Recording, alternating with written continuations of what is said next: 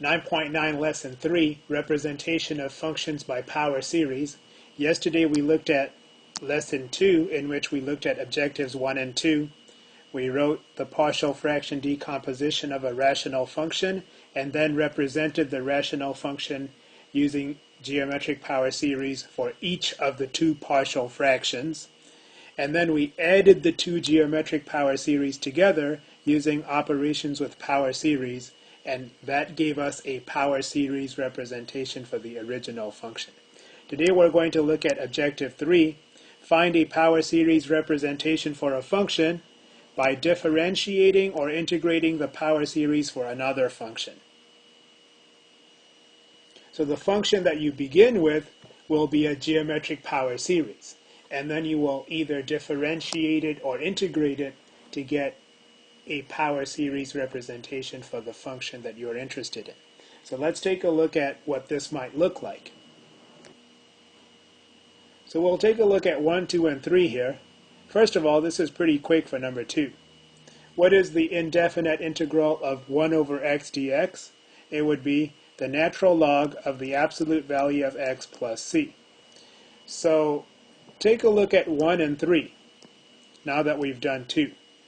In number 1, the instructions state find a power series for the function f of x is equal to 1 over x centered at c is equal to 1 and determine the interval of convergence. Now relate that to number 2. The function 1 over x is the integrand in number 2.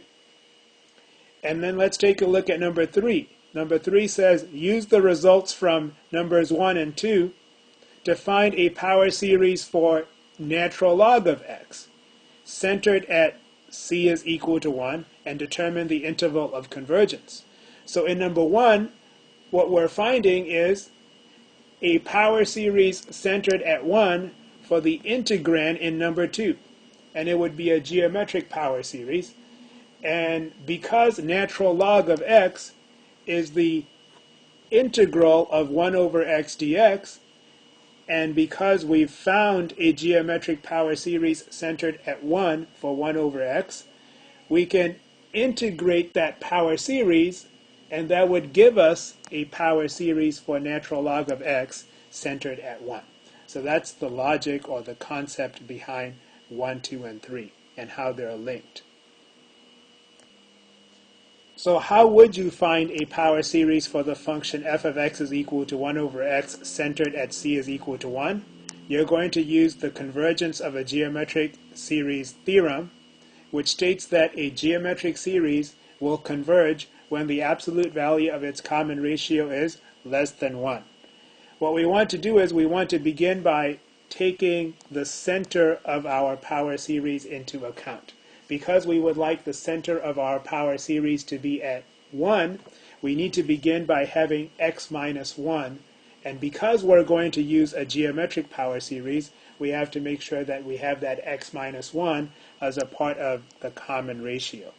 So we begin by subtracting 1 from x in the denominator. But of course, if we do that, we're going to change our function. We don't want to change our function, so we compensate for subtracting 1 by also adding 1 in the denominator. Now that we've done that, you can see that our function f of x has been rewritten to be in this new form, and it is equivalent to 1 over x that we began with. But what this allows us to do is to now come up with a geometric power series that is centered at 1, which will represent our function f of x. And why is it that we're able to do this? We're able to do this because if you look at what we've done, we have rewritten f of x in this form, which resembles a over 1 minus r. And if you have the function resembling a over 1 minus r, you may represent that with a geometric power series, since we know from the theorem about the convergence of a geometric series that a geometric series with initial term a and common ratio r will converge to a over 1 minus r when the absolute value of the common ratio is less than 1. So using that, I need to make sure that I write my function so that it fits the form a over 1 minus r exactly. I'm almost there, but I don't have the minus here. I need to have 1 minus r in the denominator, but that's easy to fix because plus x minus 1 is the same as subtracting the opposite. So minus negative 1 times x minus 1. So what that tells me is the following. That tells me that the common ratio is equal to x minus 1. Actually, no, not x minus 1. I need to look at this line here because I need to have the 1 minus r, which I have here. So the common ratio is negative 1 times x minus 1. And a would be equal to what I have in the numerator, which is just 1. So I'm going to have 1 times, from n is equal to 0 to infinity, I will have a, which is 1 times r to the n. And r would be negative 1 times x minus 1 to the n power. And of course, you can write the negative 1 here, and you can distribute the exponent n to the negative 1, and you can distribute it to the x minus 1, and when you do that, this is what you come up with.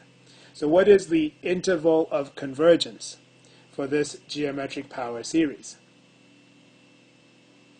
So you can just look at the common ratio as we have it here, and you can work with that. So you have negative 1 times x minus 1, and you want the absolute value of that to be less than 1 so that your geometric power series will converge.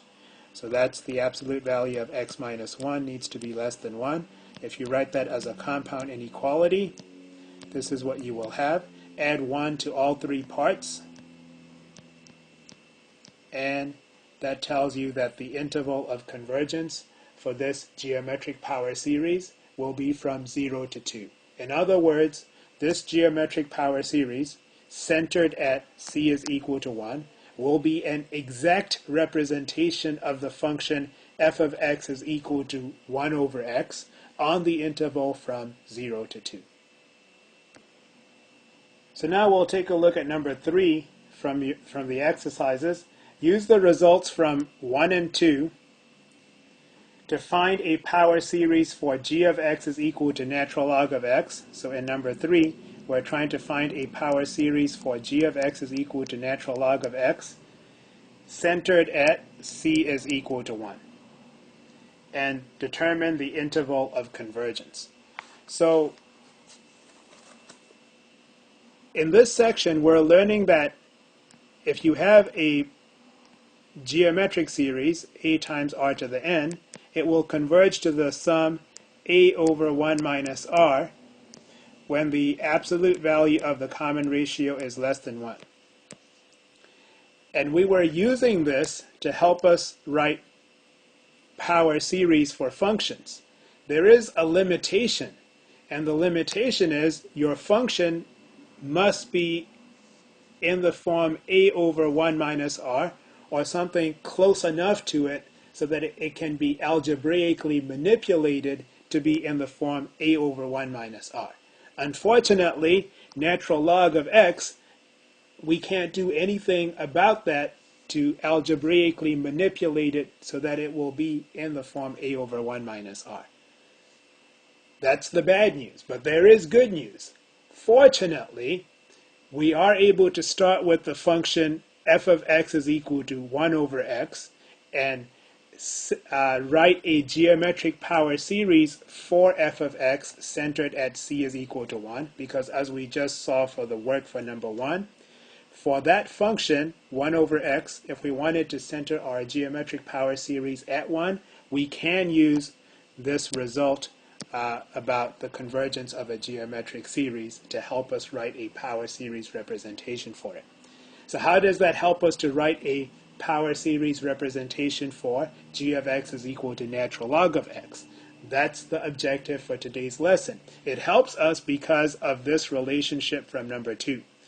Namely, that the integral of 1 over x will give us the natural log of the absolute value of x. So we were able to find a geometric power series for 1 over x, and using this relationship from number 2, we will be able to find a power series for natural log of x by integrating our power series for 1 over x. So we have natural log of x is equal to the constant of integration plus the indefinite integral of 1 over x dx. So we're going to write natural log of x is equal to c plus. And how did I get this power series? Well, I began with the power series for 1 over x centered at c is equal to 1, which is right over here. That's my power series for 1 over x. And I am integrating with respect to x. I am integrating with respect to x. So all I do is I use the power rule for integration. So I'm going to take my geometric power series from number 1, and all I have to do is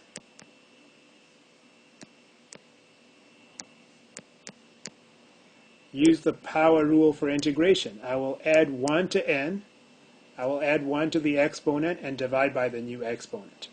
So when I add 1 to n, I get n plus 1, which you see right here, and then I divide by the new exponent, because that's how you integrate power functions. For example, if you have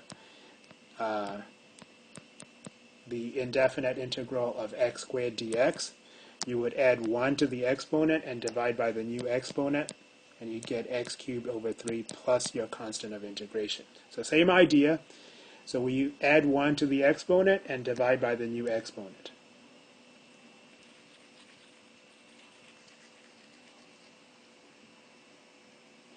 So what happens when you do that? This is what you get. So we take x minus 1, we add 1 to the exponent to get n plus 1 and divide by the new exponent. You leave the negative 1 to the n alone. So I still have negative 1 to the n. The lower limit of summation is 0, still 0, and the upper limit of summation is infinity. If you have any doubts about what the limits of summation should be, one thing that you can do is just write out the first 1 or 2 terms from your original power series and integrate each of those terms individually to see what should be the first 2 terms of the power series for the integral of 1 over x dx. And if they match up, you've done the index correctly. Okay, there is one other thing that you need to be careful about when you find a power series for a function such as natural log of x using integration. And that other thing that you need to be careful about is the following. When you integrate, you have a constant of integration, c. So you need to solve for the value of c when you're finding a power series representation for a function using integration. How do you solve for the value of c? Here's how you do it. So you get to this point, and then you say, I need to solve for c. So you're going to choose x so that the terms of this power series will be 0. So what should I choose for x so that all terms of my power series will be 0? So we choose x to be equal to 1 because 1 minus 1 will be 0. That would make every term of our power series be equal to 0. And if you have an infinite sum of zeros, the infinite sum will be 0.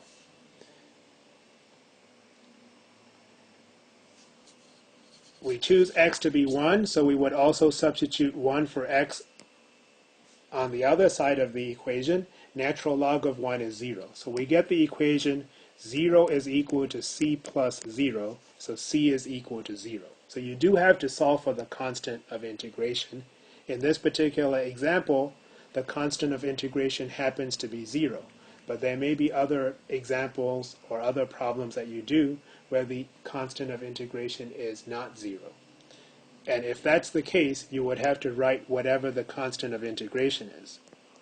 So you're going to write natural log of x is equal to c plus this power series. For us, c is 0, so I don't need to write anything there. Now we need to do what? We need to determine the interval of convergence for this power series. We got the power series for natural log of x, the power series centered at 1 for natural log of x, by integrating the power series for f of x is equal to 1 over x centered at c. And in the previous section, we learned about properties of functions defined by power series. And specifically, if you begin with a power series and you either differentiate it or you integrate it to obtain another power series, according to Theorem 9.21, all three power series will have the same radius of convergence, but the behavior at the endpoints could be different. So if you know the radius of convergence for the original power series, you already know the radius of convergence for the power series for the integral of the original power series. You just have to check for convergence at the endpoints. So to answer the question, for what values of x will this power series exactly represent the function natural log of x? For what values of x will this power series be an exact representation for natural log of x? We know that the radius of convergence will be 1 by the theorem that we just looked at, but we need to check to see what happens at the two endpoints, x is equal to 0 and x is equal to 2, so that we may answer the question, what are the values of x for which natural log of x is represented exactly by this power series, this infinite power series. So the only thing that we need to do is to check for convergence at the endpoints. So we need to substitute 0 for x and 2 for x and do the work separately to see what we get in each case.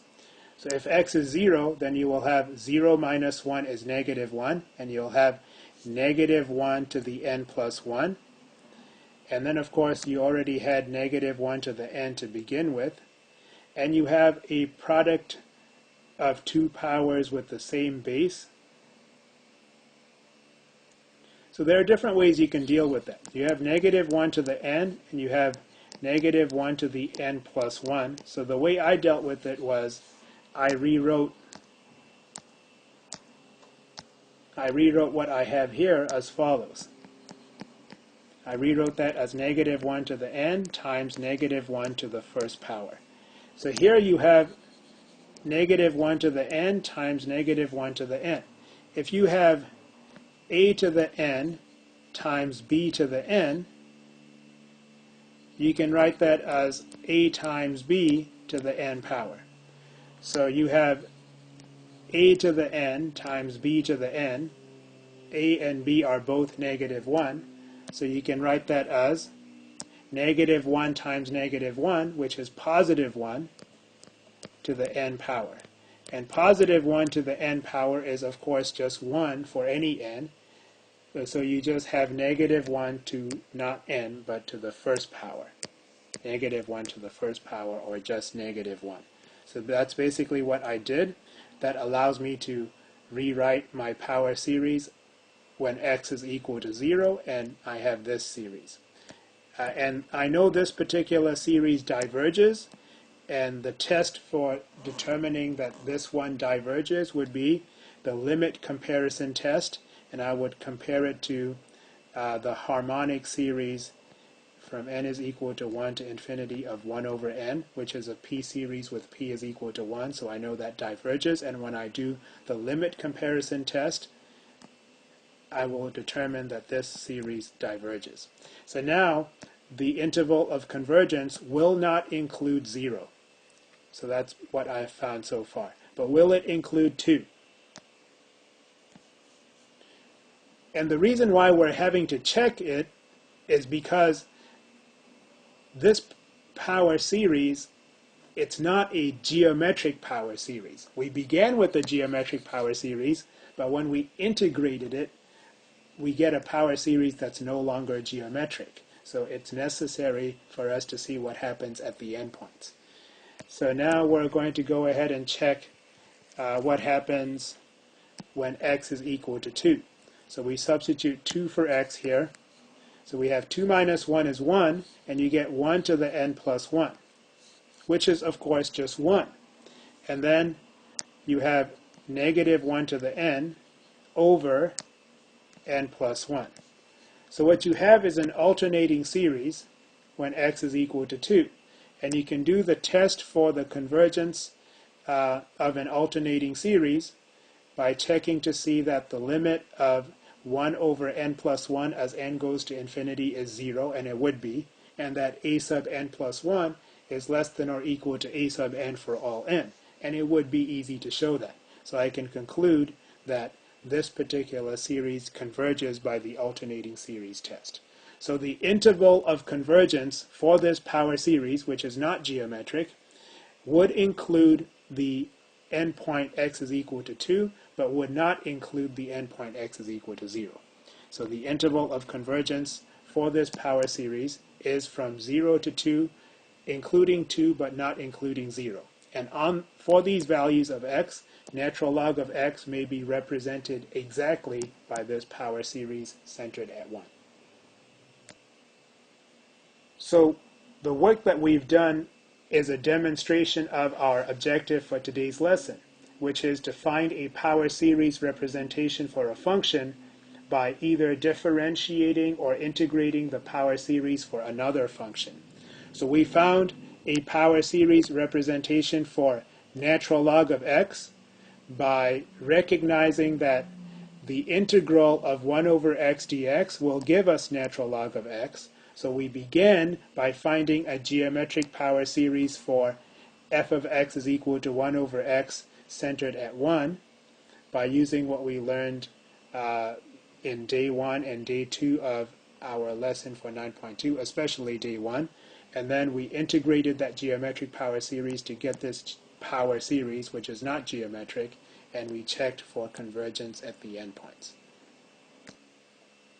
So now we look at number 19, find a power series centered at 0 for the function, identify the interval of convergence. And of course, in this section, the tool that we're using to represent functions with power series is the convergence of a geometric series theorem. So if you have a geometric series, it will converge to the sum a over 1 minus r, provided that the absolute value of the common ratio is less than 1. So the only problem with that is if you cannot write your function to fit this form, you can't use this.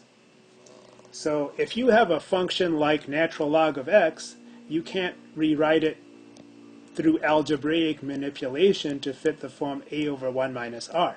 But as you saw with what we just did, we were able to recognize the fact that the integral of 1 over x dx gave us the natural log function plus a constant of integration. And we were able to write a geometric power series for the integrand, so we were able to do that. So number 19 is similar to that. You have this function f of x. It doesn't look like we can make it fit the form a over 1 minus r through algebraic manipulation. However, it turns out, and it is actually given in this problem, that this function f of x is the derivative, the first derivative of the function 1 over x plus 1, which looks much closer to the form a over 1 minus r. It's easy enough for us to rewrite 1 over x plus 1 so that it would be in the form a over 1 minus r through algebraic manipulation. So our strategy for number 9 is begin by writing a geometric power series for 1 over x plus 1, and then once we have a geometric power series for 1 over x plus 1, find the interval of convergence, and then differentiate that geometric power series because the derivative of this function will give us the function f. So if we come up with the geometric power series for this function, we can differentiate it to get a power series for f. And then we would have to check for convergence just at the endpoints because of the theorem that we had referred to earlier. Theorem 9.21, which tells us that if you differentiate a power series, the two power series will have the same radius of convergence, but not necessarily the same behavior at the endpoints. So we're able to rewrite our function 1 over x plus 1 so that it is in the form a over 1 minus r. So the common ratio would be negative x, and we can write this geometric power series to represent the function 1 over x plus 1, a times r to the n. What is the interval of convergence? This geometric power series will converge when the absolute value of its common ratio is less than 1. You can take out the negative 1 because we have absolute value, and you can write this absolute value inequality as a compound inequality. And of course, we can also simplify the notation for our power series. It is desirable for us to have x to the n isolated, so we distribute the exponent n to the negative 1 and to the x, and that gives us negative 1 to the n and x to the n. Because what is it that we want to do now? Now we want to take the derivative of this geometric power series to get a power series that would represent the function f. Because f of x is the derivative of 1 over x plus 1. So if we take the derivative of the power series for 1 over x plus 1, we will get the power series for the function f. So to complete the problem, we're going to say we were able to write the function 1 over x plus 1. We were able to represent that with this geometric power series, and this is the interval of convergence for it. And recognizing that f of x is the derivative of this function, we will find a power series that represents the function f by taking the derivative of the power series for the function 1 over x plus 1. So how do you take the derivative? You're taking the derivative with respect to x, so you're just going to look at the term that has x and use the power rule for differentiation. Bring the exponent to the front, subtract 1 from the exponent, and you just rewrite the negative 1 to the n. You're differentiating with respect to x. So you just rewrite the negative 1 to the n. Now the other thing is you do have to be careful about the index. Here the index started at 0, but you can't have a negative exponent, so here the index must start at 1. So you will have this. And this is the power series. It's no longer geometric because it's no longer in the form a times r to the n, but it is the power series that represents the function f of x exactly on its interval of convergence. Now we know what the radius of convergence will be. It will be 1. So we need to check to see what happens at the endpoints to know the interval of convergence, and that would conclude number 19 and our lesson for today. So to determine the interval of convergence for the power series for f of x, which we've already determined, we just need to check to see what happens at the endpoints of the interval, because this is the derivative of the geometric power series, so it must have the same radius of convergence, but the behavior at the endpoints could differ, so we check for that by substituting the endpoints for x into our power series and simplifying using algebra to get these two series. And each one of them is known to diverge by the nth term test for divergence, so our interval of convergence for the power series for the function f would be from -1 to +1, not including the endpoints. In today's lesson, we found a power series representation for a function by either integrating the power series for another function, as we did with our first example, or by differentiating the power series for another function, as we did with our second example. Because in this section, our main tool is to use the convergence of a geometric series to help us find geometric power series that represent a particular function on an interval of convergence, but the limitation for that is our function must be rewritten, or it must be such that we can rewrite our function to be in the form a over 1 minus r. Some functions we can't do this for, but if we are able to start with a function that we can do this for and then either integrate or differentiate that function to get the function that we're interested in, then we can do the problem as we saw in today's lesson.